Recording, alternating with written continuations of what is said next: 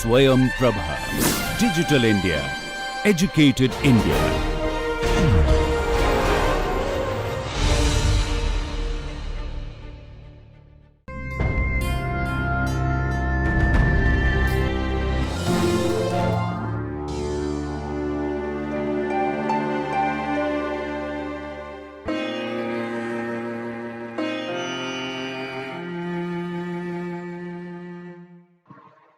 Hello and welcome to today's lecture.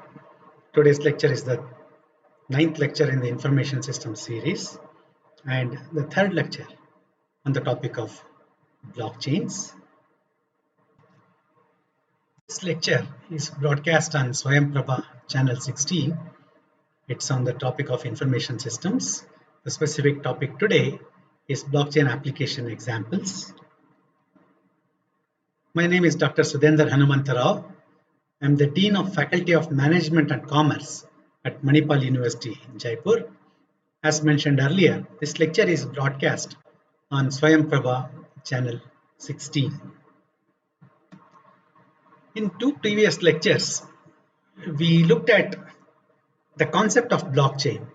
What exactly is a blockchain? As we have seen, it's a distributed, public, tamper-proof ledger, and its power comes from the way it handles transactions, it handles information about transactions, and the nature of it, who controls it, public, and how it changes and how it is tamper evident. If somebody tries to tamper with this ledger, it becomes pretty clear that somebody is trying to try and tamper.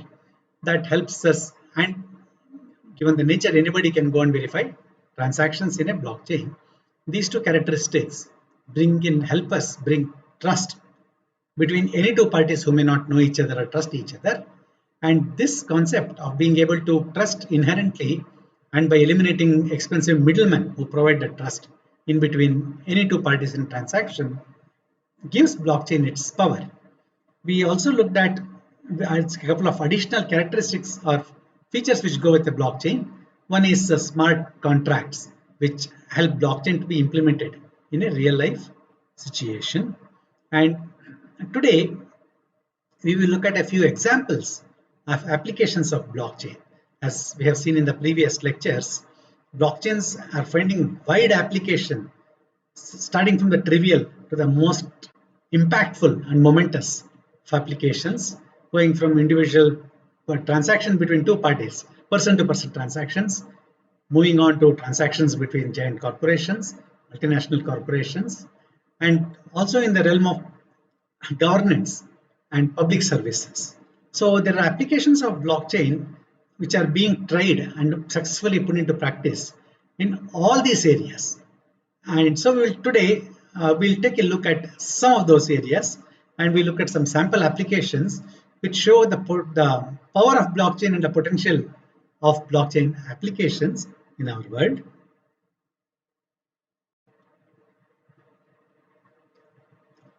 The biggest realm of applications of blockchains is in the area of fintech, financial technology. But blockchain-based applications have wide applicability in a range of business areas or realms like logistics, supply chain, crowdfunding, auditing, and so on. And which are the cases where blockchains are the most useful? They're most useful in cases where we need to establish trust between third parties. Today, those trust is being provided by third parties, which charge heavily for that. So in any business situation where we need to establish trust between any two parties is a good example, will be a good area where we can apply blockchain. Second, in those business areas where we need to be able to trace a transaction with transparency, that is, whenever we need to locate a transaction and find its source, how it has traveled over a period of time, we should be able to do that transparently. Common rules to all of us, any one of us should be able to go and verify whether this transaction happened or not. Thus, we can trust. We can trust what we see. If somebody claims that he or she has one Bitcoin, we should be able to go to the Bitcoin blockchain and find out how exactly this person acquired the Bitcoin. Thus, we can be sure that this person has Bitcoin, has that Bitcoin which he or she claims to have, and that's the foundation of trust. You can trace. We don't have to trust some third party. We don't have to take things on blind faith. We can go and transparently trace that. And third, we need an immutable and verifiable record of transactions. Any transactions which happen in a blockchain, number one, cannot be changed, cannot be tampered with. We can change by passing a counter transaction. I by mistake send you a 1 Bitcoin, we need to reverse the transaction. So in good faith, you reverse the transaction by returning that Bitcoin back to me. So at any point, somebody should be able to go and find out that I made a transfer of 1 Bitcoin which has come back to me because you made a counter transaction. Somebody cannot just go back in records and erase the transaction saying that I sent 1 Bitcoin to you.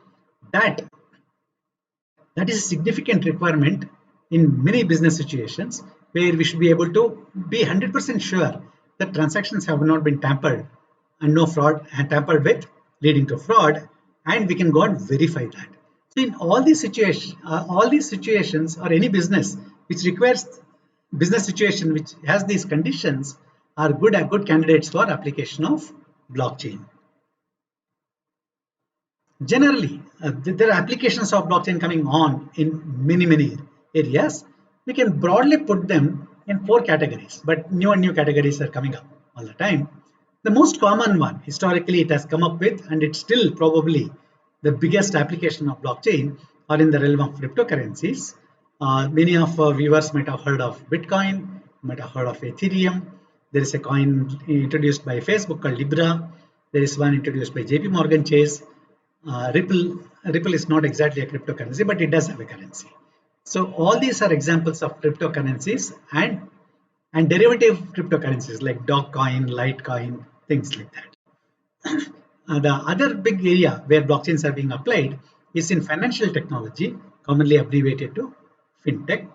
Then other than these, there are various other business applications where, for example, traceability is very important, and traceability and trustability. So there are a lot of blockchain applications being tried out in different business areas other than fintech. And the most promising one at this stage, of which applications are growing, is in the area of governance and public service applications. Various activities of governance, including conducting elections, for example, or providing land records, providing identities, providing various kinds of documents like a driver's license, approval for driver's license, property documents. Providing all these documents, information, and services are another ripe area for application of blockchain. We will see a lot of applications in this area a bit later in this lecture.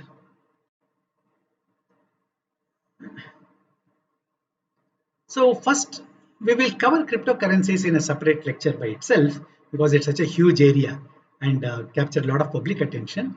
We'll look at blockchain applications in the other 3 areas, that is in fintech, business applications other than fintech, governance and service applications. So here are some potential areas of application for fintech. A lot of blockchain applications are already in the market. They're already being used. Here are some potential areas. One area is in terms of financial instruments. Financial instrument is anything which records a transaction and ultimately gets converted into something else. For example, I might have a security. I might have a share certificate, which is a financial instrument, which represents value of some particular quantity, which can be traded for money. So financial instruments are those which represent certain value, which can ultimately be convertible from one form to another and ultimately to cash or some other asset. So which includes payments, various kinds of cross-border payments. If you buy an item today, if you're sitting in India, if you buy an item on the e-commerce site, which is run from say France or UK, you have to pay them in francs or pounds. So we might use a credit card, for example. We might use an international credit card, which will take rupees from me, convert it into francs or pounds and give it to the vendor. Or we might do an online bank transaction which does it, or similar methods we can take recourse to while converting currencies. So, or if it's in the same country, for example, if I'm making a transaction within India, I might use my credit card to pay at the petrol bunk, for example, or on an e-commerce site. In which case, the a credit card takes the task of paying that vendor right now, collecting the money from me once in a month and settling accounts, or we could use a e-wallet. We have various kinds of e-wallets today in the market, like Paytm, Google Pay, and all. All these systems can be are good candidates to be put on a blockchain, where we can always go back and verify we did the transaction. Person to person transactions. There are a lot of P2P banks coming out. Today, banking works by us individual customers depositing our assets in the bank or money in the bank giving us a return on that, while lending that money to other customers, corporations or others, even individuals, and collecting interest from them and keeping the difference. So we bank act as an intermediary in bringing the depositors and the borrowers onto the same platform, but it controls the entire transaction and takes its margin. In P2P, a person who requires some funds can contract directly with another person who has the funds, borrow it, like the transaction being recorded on a blockchain with no intermediary present in the process.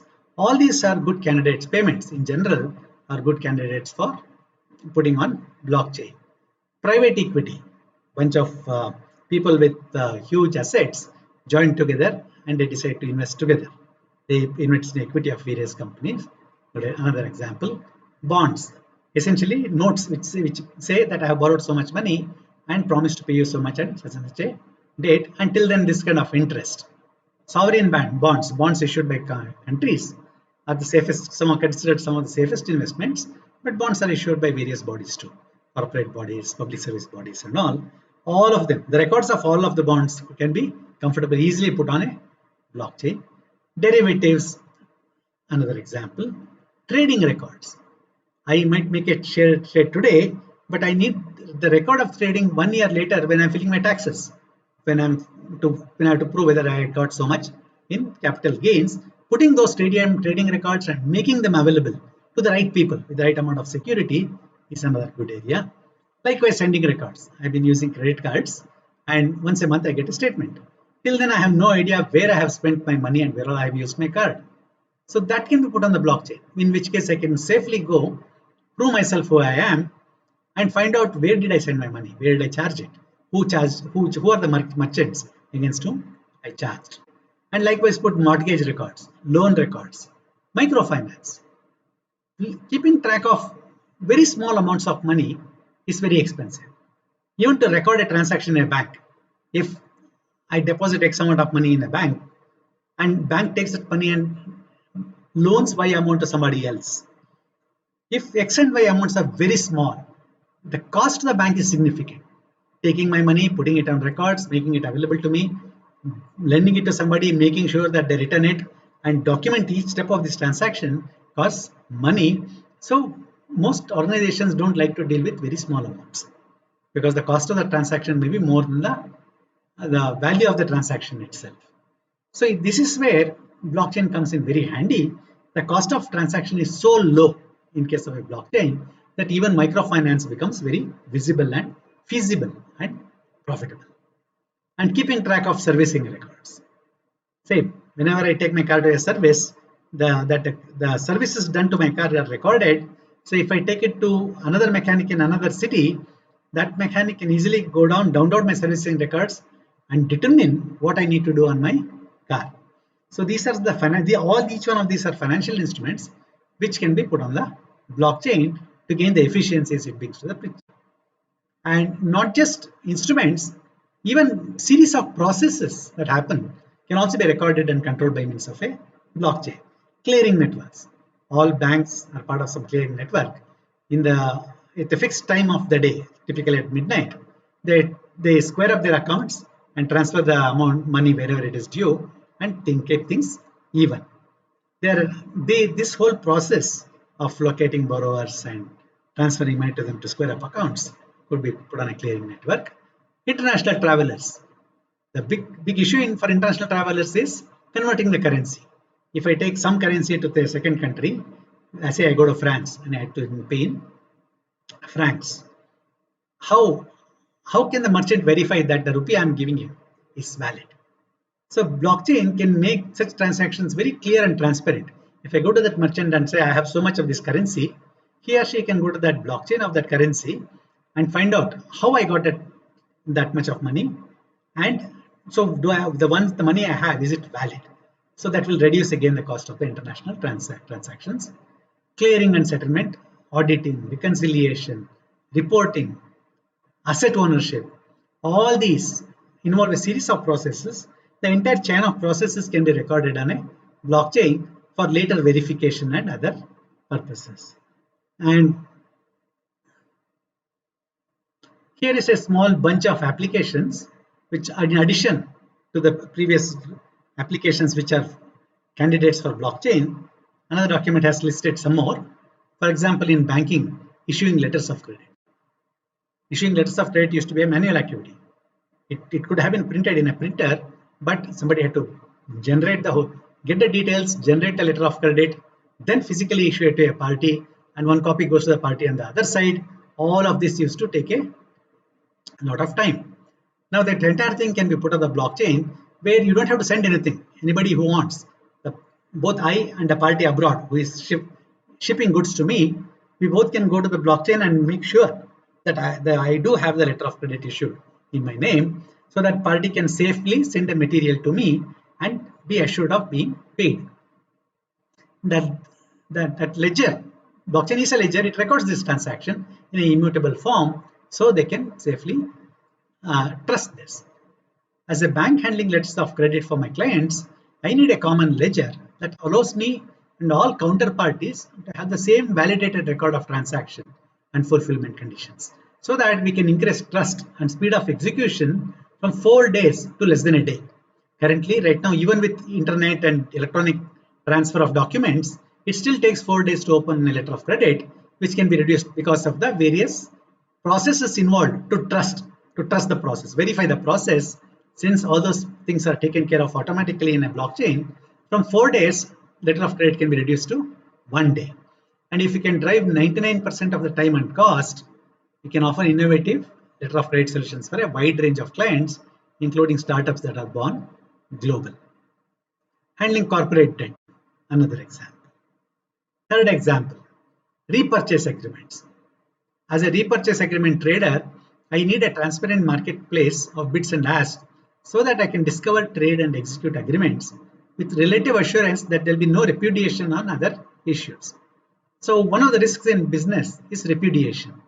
We make a transaction on some oral agreement. After a time back, the other party goes and says, we never agreed to anything. We never received a goods. We never promised to ship the goods, even after receiving the money. Such a thing is called repudiation. In case of oral transactions or even written recorded transactions, there is always an opportunity to commit fraud there or change them. In the case of blockchain, if each one of these transactions is recorded on the blockchain, then there is a immutable proof. There is a proof recorded in the blockchain which cannot be changed on a retrospective basis. So whenever we have these kinds of repurchase agreements or any agreement where repudiation is a factor, then blockchains are a very good candidate to ensure that repudiation does not happen. Blockchains will support non-repudiation. I don't want to have to subject to a string of counterparties exerting control over the market.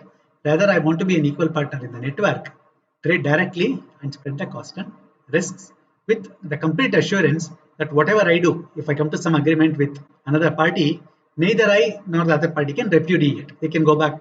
Neither of us can go back and say, we never agreed to this or we never did this or whatever. And supply chain and self-executing B2B contracts. As a corporate buyer, I want to be able to submit my purchase contract to the network, where I share with the supplier, which will convert the agreement into a validated, trusted self-executing process, so that when the purchase order is appended to the ledger, supply has been received and other events occur, the terms of the contract are automatically executed, and both supplier, me, the buyer, or banks, logistics partners, and other stakeholders can all have visibility and be assured of proper completion of transactions. Or let's apply this to the letter of credit situation. I opened a letter of credit on the blockchain, and the shipper, wherever in the world he is, once I open, can safely ship the material to me. And if I add a smart contract, if both of us agree to add a smart contract to this letter of credit opened on a blockchain, then the seller can be completely assured that once the material is received at the port, the contract will release the money in the letter of credit to the customer or the seller rather. So these are some 4 common examples: letter of credit, corporate debt, repurchase agreements, and supply chain with smart contracts added are all good candidates for moving on the blockchain fairly easily with a lot of gains. And between networks of banks themselves, that's about banking transactions. Banks themselves, the international financial institutions, have vast networks when they trade with each other.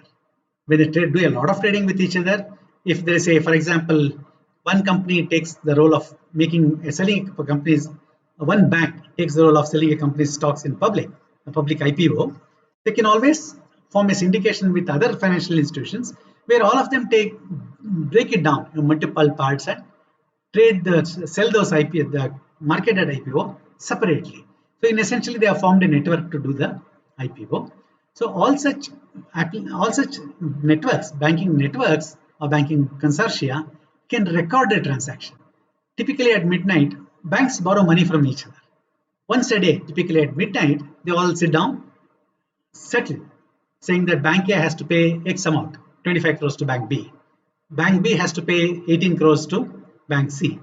Bank C has to pay 22 crores to Bank A and 55 crores to Bank B. So in the night they settle and made sure that at the beginning of the next day, there is no balance from each other. All the accounts have been settled. All these transactions can be recorded and conducted on the blockchain. So the various activities which are done by banks as a network include secondary security settlement. For example, once financial assets are dematerialized in a shared ledger, all shareholders will have direct access to the asset depository and the power to settle trades without always going through intermediaries needlessly. My shares are held in my bank's demat account. When I ask my broker to sell the share to some other party, the bank of that party, wherever that party's account is dematerialized, will have to contact the broker through the broker my bank and take control of the shares that I have sold, which will be transferred from my demat account to another demat account. Now, at every step, there is an intermediary and a cost associated. If we can, both of us, if all the buyers and sellers agree to record the transactions on a blockchain, the moment I sell my shares to another party for X amount of money, the moment the money reaches me, the shares in a common depository, which is on the blockchain, which carries my name as the beneficial owner, that name can be changed to that of the party which is buying those shares from me, thus settling the account. The moment money comes to my account and the party gets the shares in their name, we say the account is settled. So we don't have to go through multiple middlemen. We can put our transactions on a blockchain and secure it among ourselves. And various other operations like post-trade operation, trade repository, derivative trading, derivative post-trading market, syndicated loan, cross-currency payments, know your customer. All these activities can be safely transferred onto the blockchain with attendant gains in efficiency, cost, and various other features. So the second use case of examples I want to talk about are in the area of logistics. The whole gamut of activities involved in transferring goods from place A to place B, along with the documents which record that. If I sell an item to you and I have to ship it through a courier, this whole process of documenting the sale, giving the material to the courier taking the material and delivering it to you, coming back to me with an acknowledgement, all these together form the chain of logistics, and blockchains are heavily used. There are a lot of cases coming up where blockchains are seeing a lot of use in logistics for these reasons. Blockchain can significantly speed up the processing of documents, especially international trade, because it makes verification very transparent and easy and fast.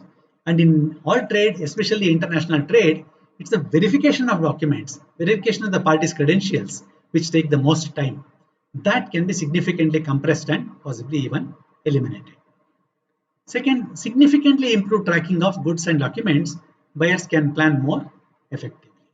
The moment I start a LC, letter of credit, and ask the party abroad to ship me the goods, it may The moment the party says or he or she has shipped the goods, now through the blockchain I have a way of tracking it daily. I can find out where exactly my goods are on the sea or at the port, and depending on where it is, I can plan more effectively for faster clearance. Reduce overall delivery time because of various reasons like this. Reduce cost of transport, of carrying inventory, document processing. Verifying a document itself can take significant. If you open a letter of credit, anyone who verifies that letter of credit and guarantees that will charge a premium or a fee. All those can be removed. And it can make a critical difference, especially for shipping perishable goods. One, perishable goods had to be shipped fast, and second, perishable goods by nature can perish or spoil. So if in a whole lot or a container of fruits, one bunch of fruits is diseased or rotten, by blockchain we can go back and verify from which farm that fruit came. That particular bunch of fruit came in a big container. So these kinds of facilities are very, very critical in handling perishable goods, and blockchains make it possible. So there are two examples I would like to show here. One is a PowerPoint, one is a PDF, other is a video. Let's go through them. And the example taken is of shipping flowers. Highly perishable goods, they have to be transferred on time, and IBM has developed these two slides to show how efficient blockchains can be in transferring perishable goods like flowers, groceries, fruits, and things like that. As I mentioned, this is a case study of using blockchain to increase the speed and delivery of perishable goods like flowers, and it's developed from IBM and a shipping company called Maersk. It's their copyright. I have downloaded it from the internet. It talks about the paper trail of a shipping container. How blockchain will help manage and track the paper trail of tens of millions of shipping containers across the world. Oftentimes, the cost of shipping documents is oftentimes almost the same or even more than cost of shipping and processing the goods themselves. So the ocean freight industry the shipping industry accounts for 90% of goods in the global trade. But transport remains highly dependent on a flood of paper that's never digitized. Even today in the shipping industry, a lot of documents are still in the paper form. So let's see how the typical process of shipping flowers overseas is like this. The journey from grower to retailer is complex. The value of global flower-based trade industry is nearly $105 billion. Very big business. And 700,000 or 7 lakh metric tons of cut flowers are shipped each year. Big number. Shipping information must pass through many hands, increasing potential for delays in transport. We know that flowers wilt. They have to be transferred quickly for them to have any value. One shipment can require a sign-off from 30 unique organizations and up to 200 pieces of communication. And one lost form or late approval could leave the container stuck in the port, leading to significant losses. The entire process can take more than a month. Imagine, for some goods which cannot last more than a few days. Imagine if the same process were digitized using blockchain technology.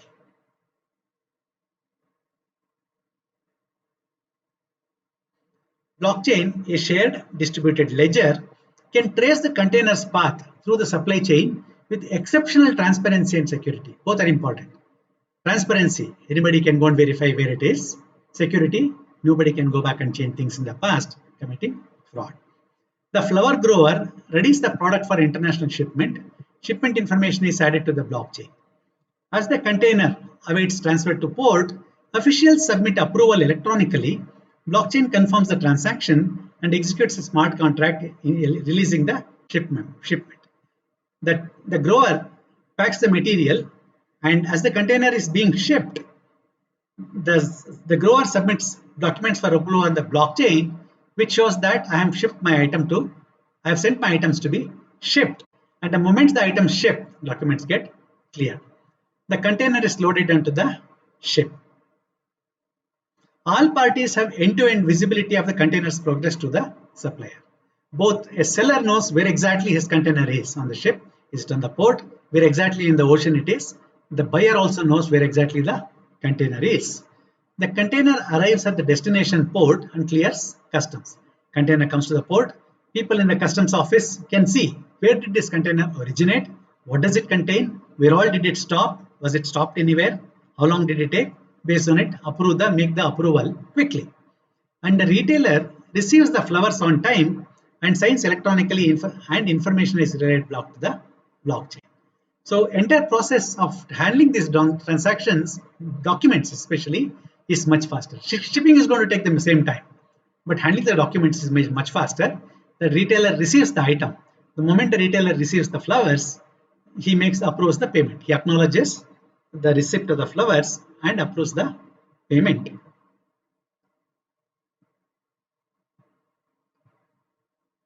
And with blockchain, the delays will be reduced, resulting in significant cost savings for all parties. Blockchain helps enable unprecedented secure transparency across the global supply chain. This could increase worldwide GDP by almost 5% and total trade volume by 15%.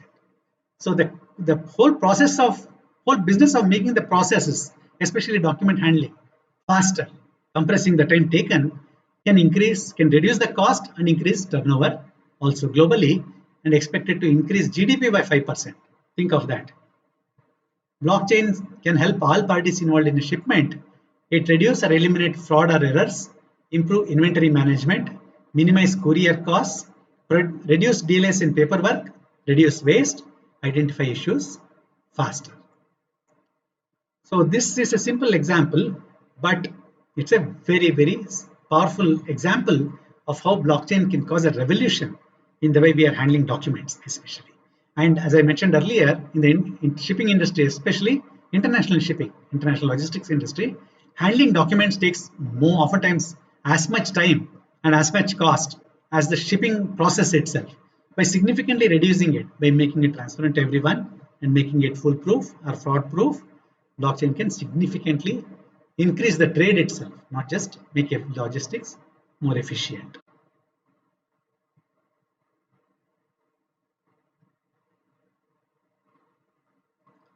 The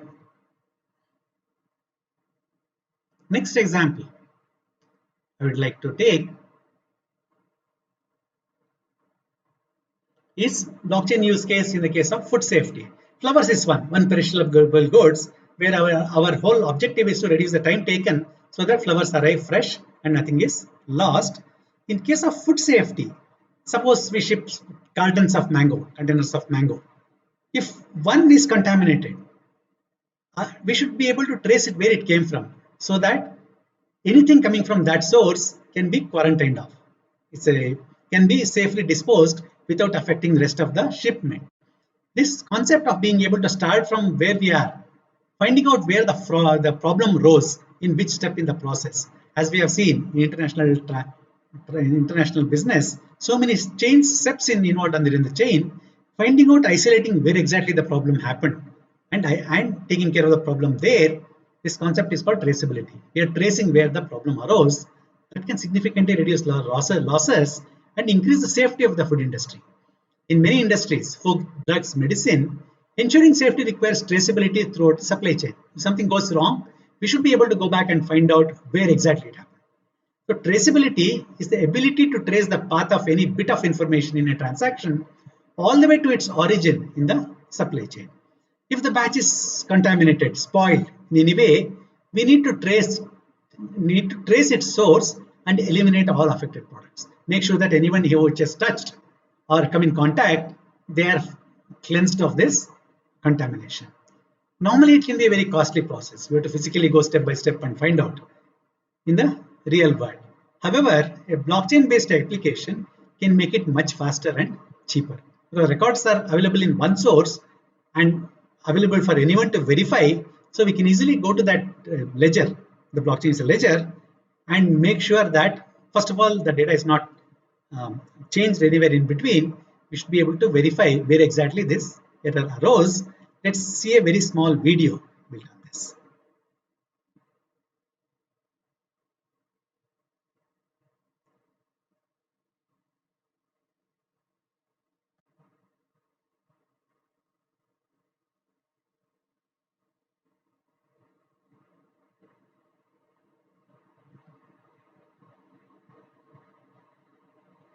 This again is done by IBM and Walmart, and it's a product which we all are familiar with and love, Mangoes. Walmart's food safety solution built on IBM blockchain platform.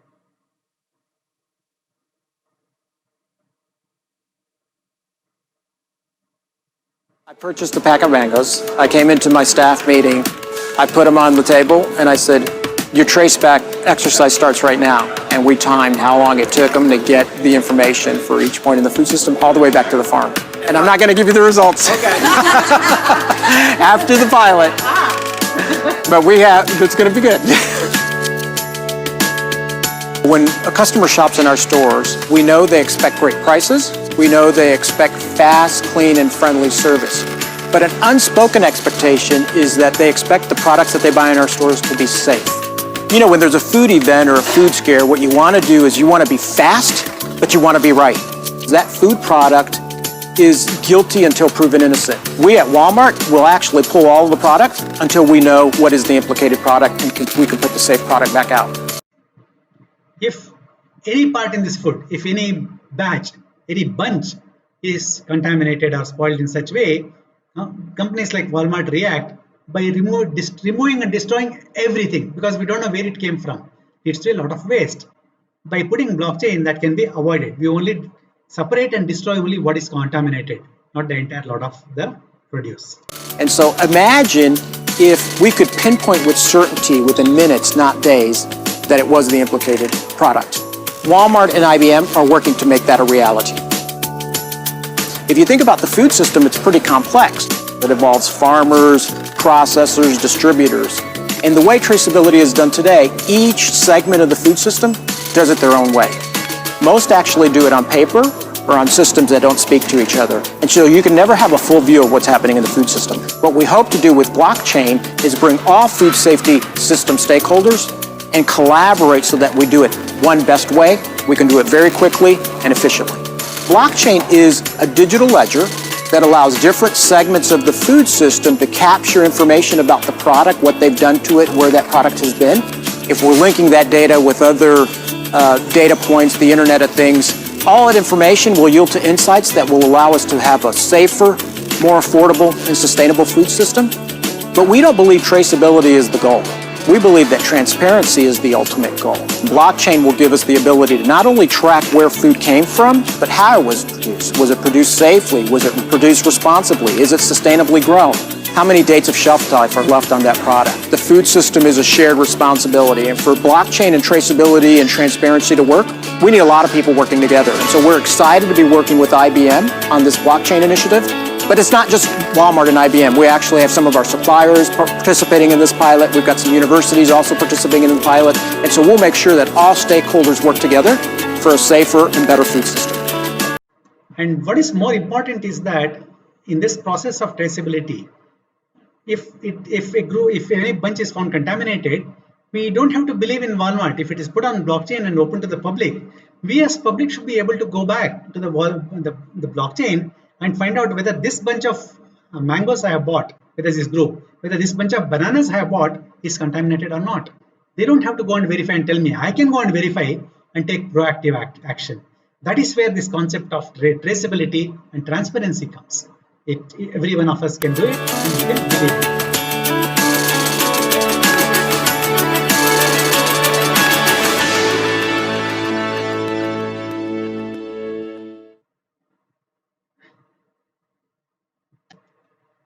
So those are two broad areas of applications, fintech applications and non-fintech based business applications, whether it is making processing documents faster, compressing the time required, reducing the cost, making sure that perishable goods reach their destination faster, reducing waste, or putting traceability into the process, especially in case of perishable goods again, like food, to make sure that if a part of it gets contaminated, you can quickly isolate and minimize the danger.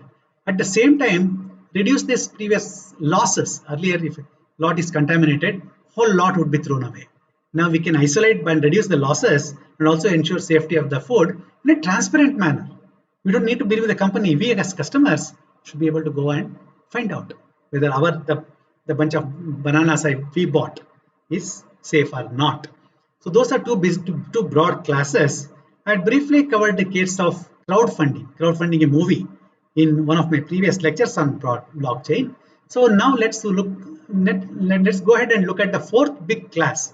Crowdfunding was the third application. The fourth big class of application is in governance. Various public activities, including governance, and this is one more area where blockchain applications are multiplying. I had briefly touched upon a previous example where elections were conducted and results verified using a blockchain. We will see similar applications in this class of applications. So the fourth group of application is blockchain in governance.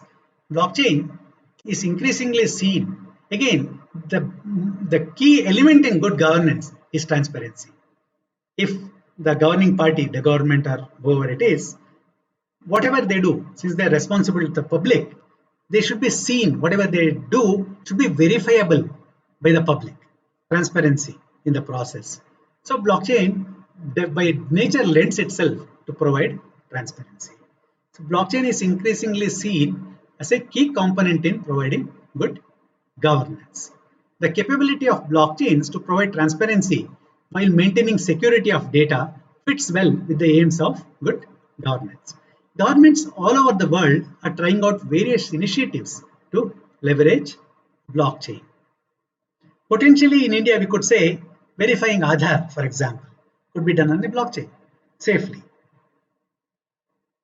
So here is a diagram which shows how more than 200 blockchain initiatives in 45 countries. If it is in dark blue, it's the number of applications which are still in the exploration stage. Second, lighter blue means the exploration is done, the product is being developed. People have developed that blockchain application, they're experimenting with it, they're using it.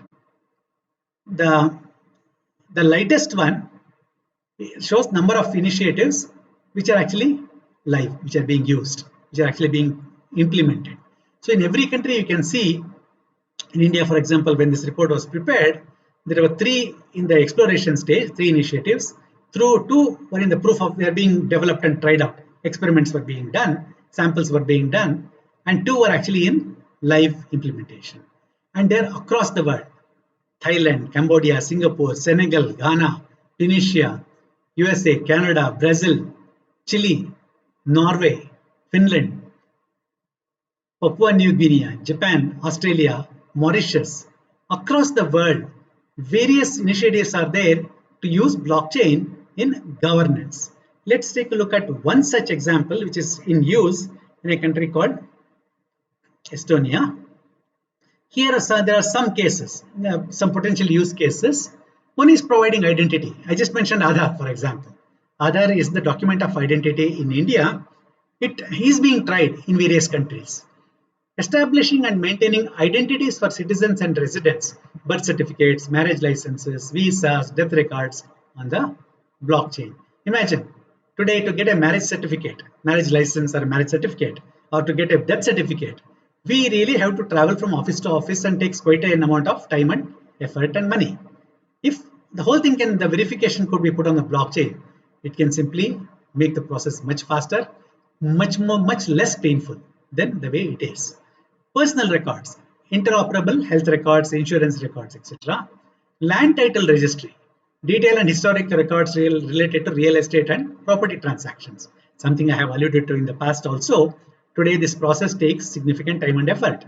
To find out if somebody comes and says, I own this piece of land which I would like to sell to you, to go and verify whether this person really owns that piece of land, whether those documents are genuine, we have to go to the sub-registrar's office. It takes significant amount of time because it's a manual process, takes quite some cost. There's a fee associated with that.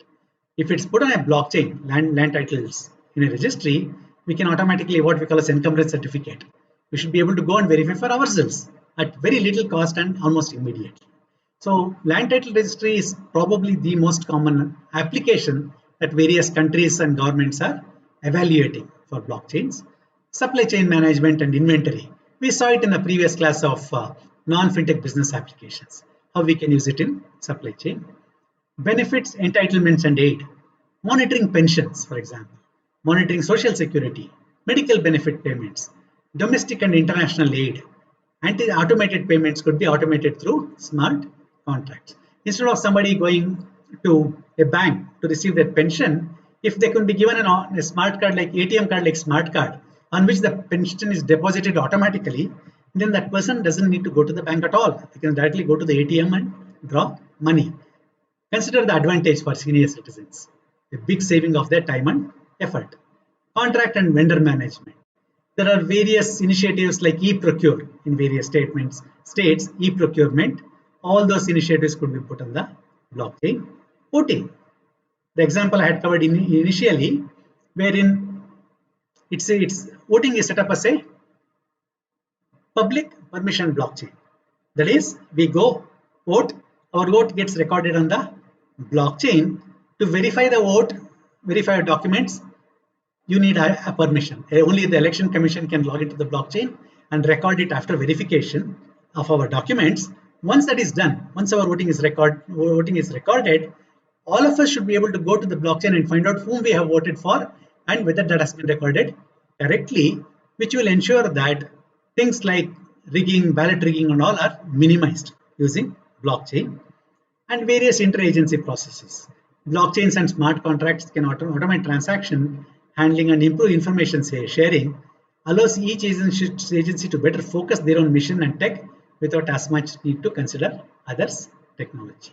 These are some of the various broad areas where blockchains are being experimented with or being put into application. We will take a look at one such example, one such advanced example in a country called Estonia. eEstonia it is called. This initiative predates blockchain. It was started as an online application in the year 2008. Let's see where it is.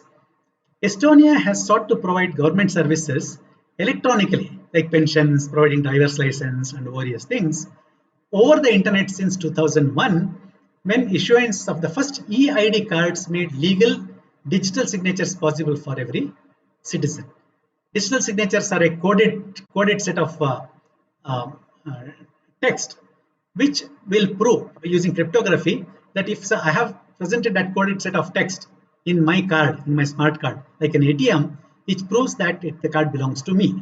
Instead of actually signing it, we use that signature is coded in a card, in a chip on a card. Some of your credit cards may have that chip on the card. It has this text coded, which can only be traced back to me.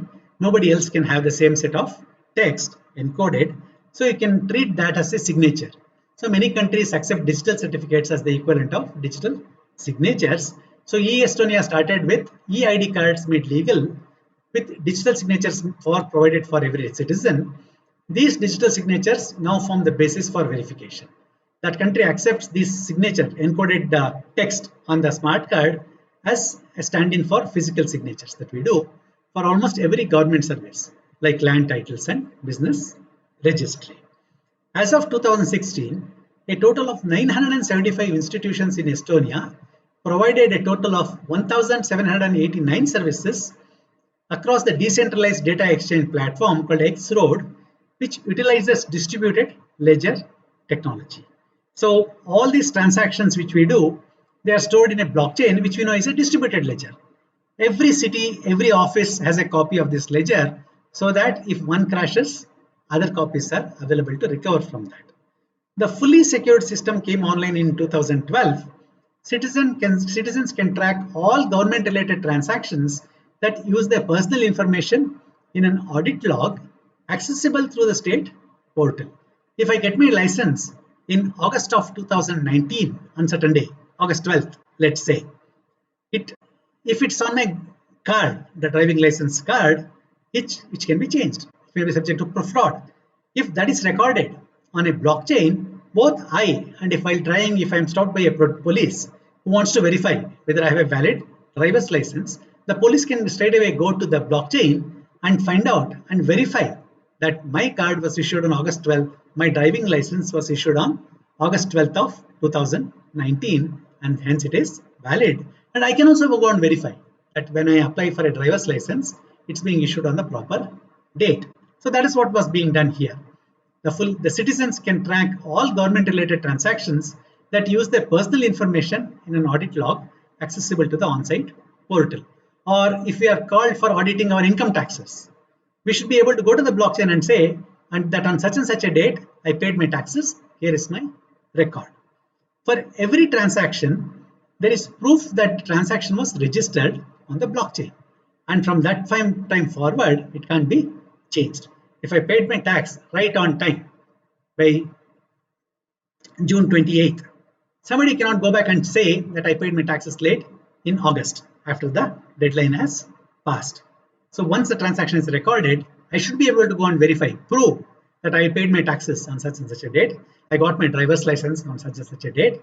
And the other party also can go and trust that. They can be sure that I have not changed it. I can be sure that they have not changed that. So here is an example. Estonia is a small country with just about 1 million people, but they have tried this system. They've shown that it works. So every person is given a digital signature, that is a set of text given to each and every person individually. A text given to me encrypted will not belong to anyone else. If I provide that text, it can only mean that it belongs to me, nobody else. It's like my signature. So digital signatures have been provided to everyone. They may have been coded onto a smart card. It's a credit card like card with a small chip on which this signature has been copied into, which nobody can erase or steal or anything like that. Using that, each person can prove their identity. This signature is mine, hence this is Sudhendra Hanumantrao. With all this, my date of birth, this is my address and all that. And using that, I can access my own records with the full guarantee that if I paid my taxes on 28th of June 2019, I am fairly certain that nobody has gone and changed that. If I paid 65,000 rupees as my taxes, if I got my license on 12th of August, I can go and prove that I am using my card and be sure that nobody has tampered with my records, transaction I have done. And the party who is asking me to verify, whether it be the police who has stopped me or the income tax auditor, they can also go back and quickly ensure that this data that I am saying is true. It's correct, and I cannot obviously change. So this will bring so much transparency. Transparency happens because I can verify, the authority also can verify, and both of us can come to an agreement, no dispute. Both of us have the assurance that I have the assurance that they have not changed, they have the assurance that I have not changed unauthorizedly. So that's how blockchain can bring transparency to governance itself. It make the process faster and less painful than what it is today. So that is close end of the lecture. Let's briefly look at then the 4 classes of blockchains again. Blockchain application. Cryptocurrencies we're going to cover in a later lecture. Fintech, these are so many applications. Letter of credit, syndication of loans, settlement between various banks, issuance of person-to-person loans. All these applications in fintech are ripe candidates to go on the blockchain. And there is also a case of doing crowdfunding, which I have not covered in this lecture. I have covered in a previous lecture on crowdfunding a movie. Those are another class of applications where blockchains are being turned out to be highly applicable and useful. Business applications other than fintech, we saw 2 examples, 2 case studies. One of compressing the time to ship flowers. The other one is to provide traceability in fruit products. So if something is wrong, if something goes bad, we are able to go back and find out where exactly it happened and isolate the problem. Then probably the fastest growing set of blockchain applications, governance and public service applications, where blockchain can be used for land records, providing identity, providing a record of transactions. And we saw an example of a country which has actually implemented this. And as we have seen by the means of this chart or this map, blockchain applications in public governance are coming up across the world, irrespective of their state of technology. That brings us to the end of this lecture number 9 on information systems, blockchain, examples of applications.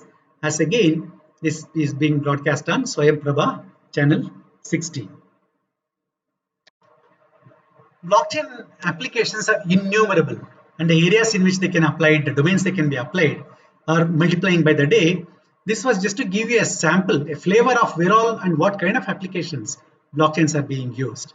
That's the reason why everybody, starting from governments to businesses to individuals, are very excited about this application of blockchains. Though it sounds very simple, they are open, distributed, tamper-proof ledger.